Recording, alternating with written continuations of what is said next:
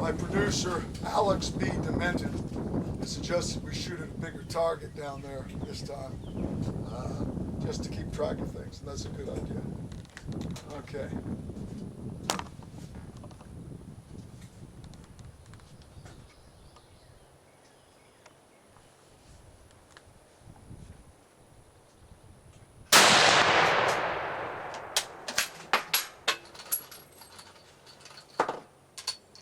Again, three rounds to get a pattern.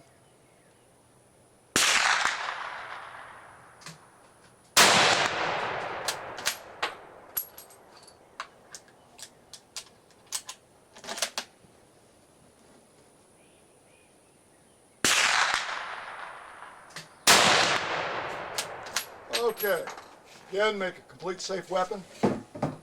Oops. All right, ceasefire. Ceasefire. Yep.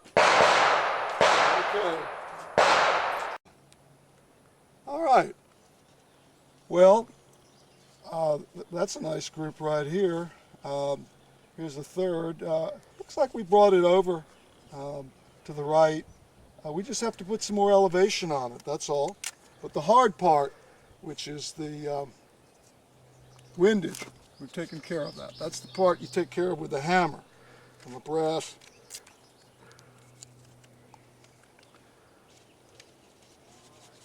Okay, we're going to go back and we're going to really put some elevation on that scope. We'll run it up to 3 or 3.5. Again, turn right to go up. Yeah. Yeah. Okie doke. We're going to loosen the anchor knob. We're here in the front. Turn right to go up, and we'll run it up to like 3. Okay? Now always take your time on this kind of stuff. Do it in small increments. I mean, it's fun. Okay. There's nothing like taking an old war baby like this, and it's been knocked around, probably been sitting in somebody's closet, fell over a few times probably. You never know until you got your hands on it what its history's been, and it could have been rough. Okay.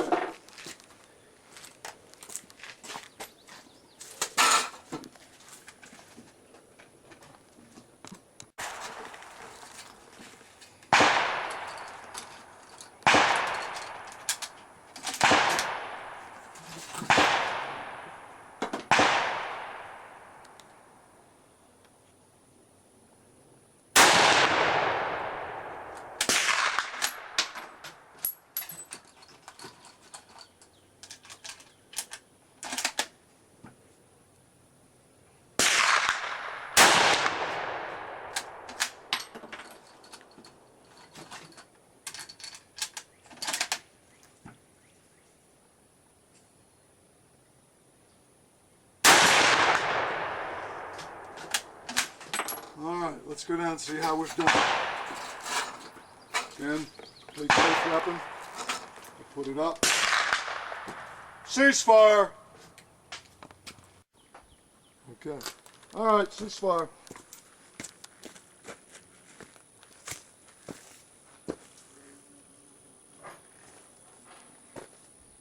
Let's go. Well, we got one lousy flyer here. We got 2 right up here. You see we're getting up there.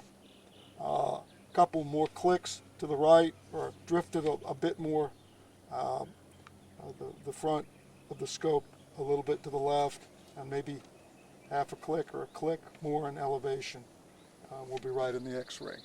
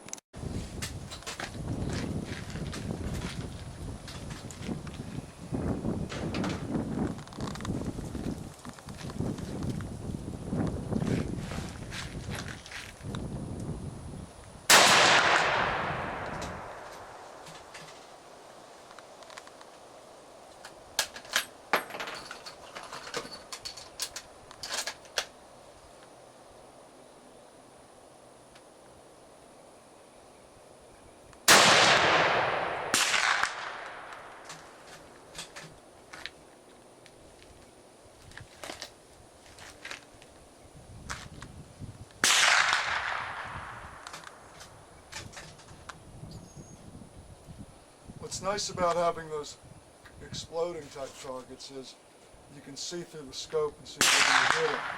Now, I really put a little bit too much windage on there, and it's shooting pretty, I overdid it. It's shooting pretty far to the right, and it's still shooting a little low. So I put a little more elevation on it. Lock and load one loose round.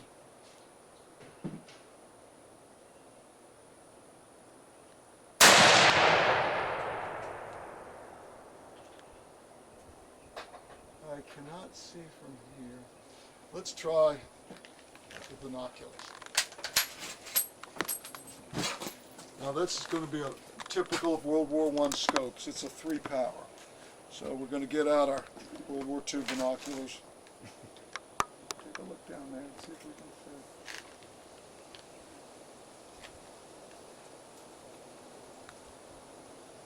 see. Yeah, it's at 4 o'clock in the 10 ring. All right, now we're going to do, now that we got her on paper, we're going to discuss cleaning the weapon. It's absolutely critical with this check corrosive ammo. Take the scope off, put the scope to bed, this little tube where it lives.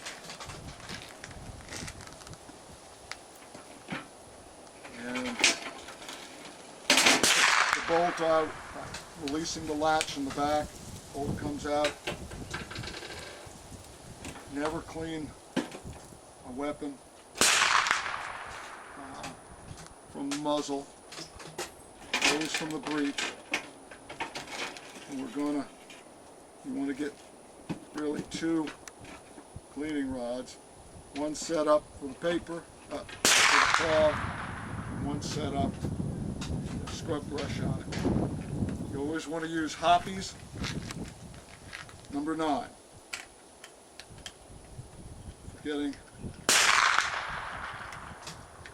corrosive ammo out of your bore.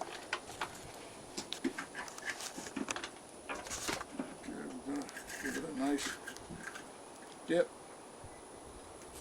and punch the bore.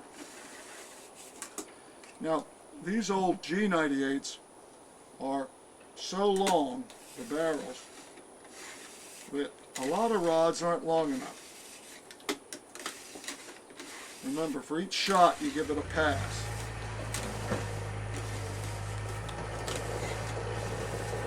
And the Hoppe's is cheap. Don't be afraid of it. We're putting a lot in there. Now, in this case, because the cleaning rod's not long enough, my other rod is, we're going to put a spanking new brush with brass bristles. Several sizes too big to really get in those lands and grooves.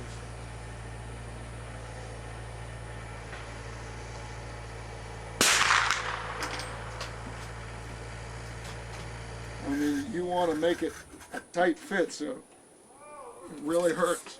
You really got to push it. There, it's coming out the end like it's supposed to. 1, 2, 1, 2. Good exercise.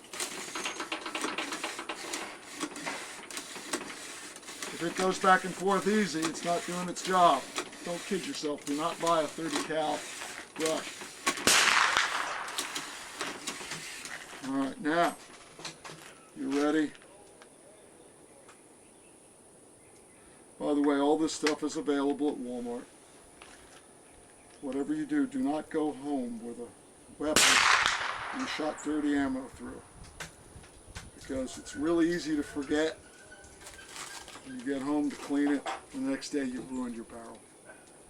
Also, it can get rust, it can get started. All right, take out 2 at a time. You want a tight fit. Thread the eye. Really punch that bore. It should not be easy. Yeah, look at that filth. Even after putting the brass brush through it 20 or 30 times, it's coming up filthy.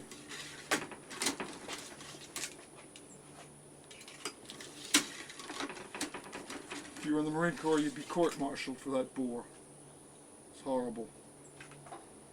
All right, remember, this cloth is cheap. Doesn't cost very much money. When in doubt, put it through again and again.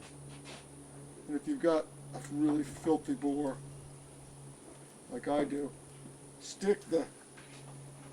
don't be afraid of sticking the claw in the hoppies number 9. There, it's coming up a lot cleaner. Now, in about 3 days' time, you should take your rifle out and punch the bore again, because it gets into the pores of the metal and it'll come back up, and you'll be surprised how dirty it might be after 2 or 3 days. If it's not good, you know, it doesn't cost anything except a little time and elbow grease. And these rifles are rare and they're valuable, and they're a piece of history that shoots. Alright, now she's clean. Take the cloth. Don't forget the bolt face. The bolt face is going to be dirty too. This ammo's filthy. Wipe the bolt face down. Wipe the bolt down. Remember, your fingers have salt in them. Your sweat. So wipe everything your hands come in contact with. Okay? Wipe the whole rifle down. As a matter of fact, the scope, especially because it lives inside leather, which attracts moisture. Don't forget your scope. Take your scope off, wipe it all down, leave a nice good coat of. You'd be surprised how much filth accumulates just off your hands. You don't want to put your scope away and come back in a few months and have a tragedy on your hands. Alright, let's put the scope back to bed.